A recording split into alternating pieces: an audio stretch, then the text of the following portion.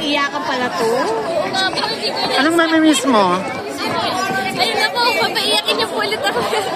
Mamimiss ko po lahat kasi nga for the past 2 years, mas nakikita ko pa po yung abot kamay na pangarap family ko kaysa sa sarili kong pamilya.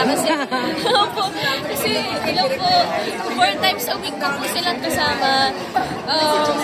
Sabay-sabay po kaming kumakain po ng breakfast, lunch, and dinner. Nagti-TikTok po kami. Pag may kailangan po akong advices, may lalapitan po ako sa isa sa kanila. So, lahat po mamimiss ko.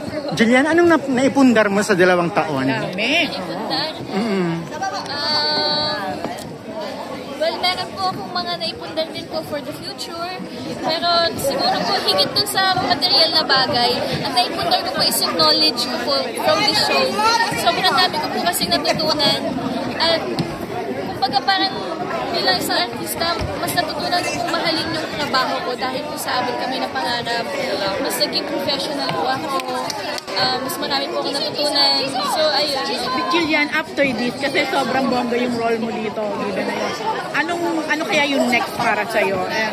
Honestly, Kung ikaw ang tatanungin din. honestly, hindi ko po alam kung ano yung next